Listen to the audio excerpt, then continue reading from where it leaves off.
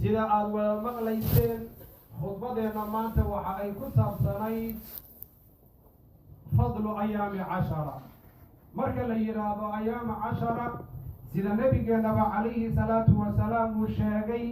yani waa afdalu ayaami dunya fadligeeda iyo waxyaabaha laga faa'iidayana waxaa ka mid ah ujuurta ayaa la labalaabaa oo markaasi qofka waxaa loo gaarsiinayaa hadba intii markaasi ilaahay subxaanahu wa tacaala uu doono. marka waxaana laka rabaa annakana inaan markaasi aan la imaano acmaal fara badan ilaahay aan ugu dhowaanayno annaga oo rajaynayno in ilaahay subxaanahu wa tacaala uu naga aqbalo oo uu markaasi noo laalaabo. sida aa wada ogsoontihiin haddii annakana laku yidhaahdo maanta yacni waxaa la shaqaynayaa waqti saacadda overtime aa la shaqaynayaa waa triple bay ama waa double haddii la yidhaahdo qof waliba saacaddaasi diyaar u yahay inuu qaato maxaa yeele wuxuu u jeedaa waxa uu qaadanayo ayaa u muuqdo. laakiin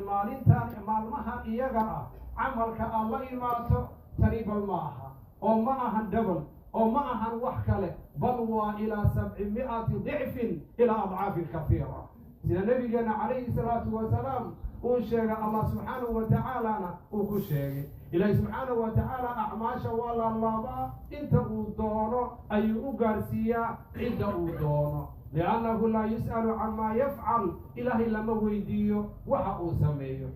waqtiyada ilaahay subxaanahu wa tacaala uu abuurayo ama uu dooranayo addoommadiisa waxaa ku jirta xikmo iyo naxariista ilaahay ayay muujinaysaa si addoommadu markaasi ay uga faa'iidaystaan oo maalmahaasi ay la imaadaan acmaal markaasi ujuurta loo laalaabo. nabigeena calayhi salaatu wasalaam fi xadiidi ibni cabbaas radia allahu tacaala canhuma waxaa ku sugnayd inuu yidhi ma jirto maalin acmaasha ilaahay xaggiisa looga jacayl badan yahay maalmahan iyada acmaasha lala yimaado. marka waxaa la rabaa nin walba oo naga mid ah inuu la yimaado min alacmaali maa yudiiq waxa adiga aad awoodo inaad la imaato adiga oo ka bilaabayo waxyaabaha waajibka kugu ah salaada oo aad imaato waqtiga jamaacada ah oo aad ku tukato masaajidka oo aad camirto adkaartii oo aad la imaato wixii aad awoodo sadaqada oo aad bixiso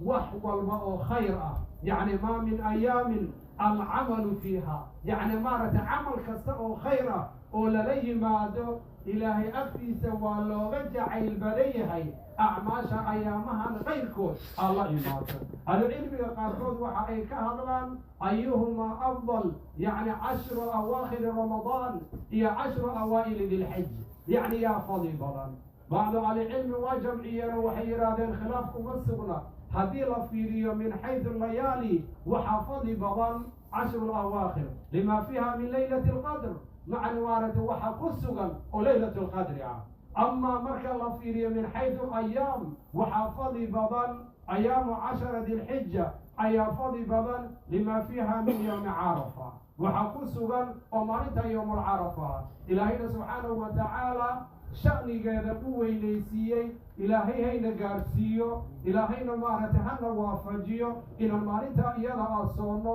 ilaahayna haynaga aqbalo soonka iyo acmaasha gaarka ah ee aan la imaanayno. waa maalin cadiima oo lagu dhaafaayo halkaa maalin 2 sano sanadkii aad soo dhaaftay iyo sanadka soo socda dunuubta aad la imaatay. walaalayaal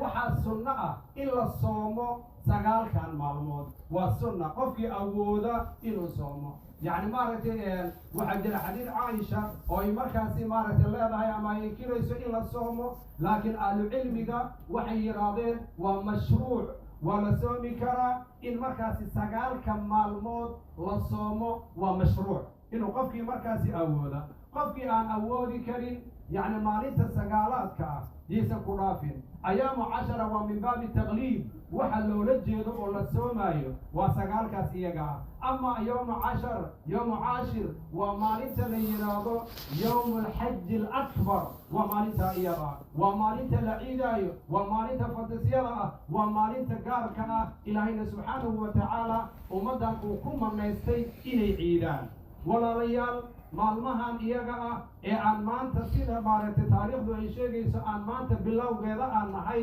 waxaa la rabaa waa ghaniima inaan markaasi aan ka ghaniimaysano takbiirta iyo markaasi waxa lala imaanayo yacni maaragtay waxay ahlucilmigu sheegeen waa laba nooc waxaa loo yaqaana waa takbiiru lmudlaq oo markaasi waxaa lala imaanaya mar walba iyo saacad kasta min leylin oo nahaar ayaa la imaanaysaa oo markaasi aad takbiirtii wadaysaa waxaa kale oo jirta yacni takbiiru lmuqayd goormay bilaabanaysaa tan waxay bilaabanaysaa waaba bilaabatay yacni maantay bilaabanaysaa ilaa aakhiri ayaami tashriiq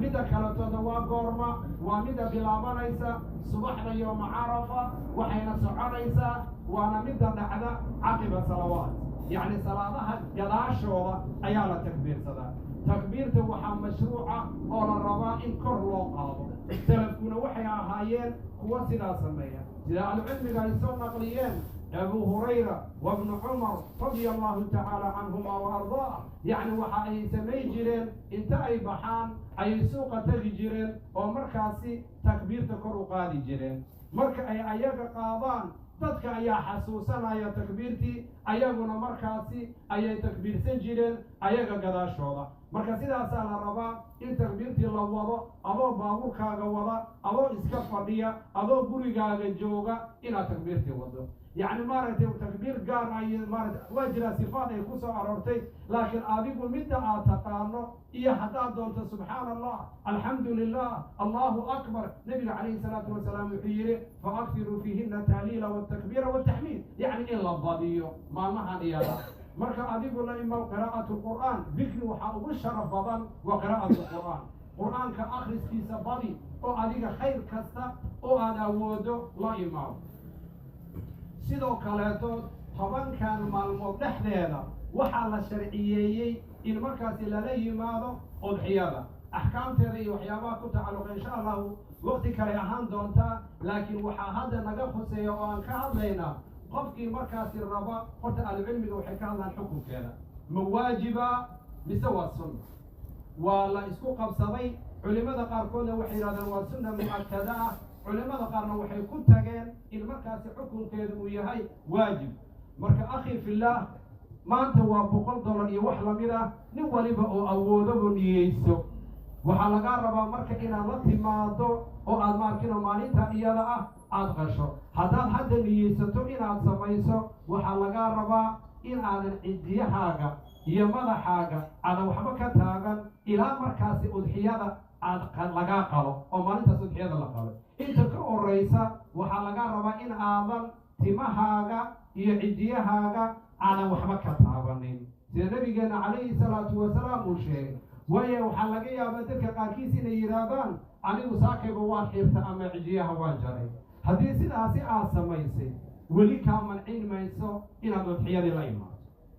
bal iska dhaafi qofkii berri jara naftirkeeda ka mancin mayso inuu udxiyadii la imaado laakiin khata uu ku dhacay fa calayhi tawbatu ila allah qofkaasi waxaa laga rabaa in ilaahay uu u noqdo oo ilaahay u tawbo keeno wamaca daalikana udxiyadii uu la yimaado laakiin waxaa la iska raba waxay tahay inaadan timahana jaranin cidyahaaga aadan taabanin isla markaasina aad sugto ilaa markaasi udxiyadaada la gowraco marka udxiyadaada la gowraco aad hubsato kadib markaasi cidyahaaga daro madaxaaga xiiro markaasi sidee aad doonto adiga samee markaasi waqtigii markaasi waa ku leeyahay marka walaalayaal yacni intaasaan kusoo khatimaynaa khudbadeena ahmiyadu waxay tahay oo aan nafsadeyda iyo diinaba u dardaarmaya maalmahan iyaga ah ilaahay fadligaas faraha badan uu ku sheegay rasuulka waa weyneeyey salafku waa weynayn jireen waa ka faa'iidaysan jireen annagana adigu ma gaari doontaa 10 dilxija ee soo socoto ma gaari doontaa wallahu aclam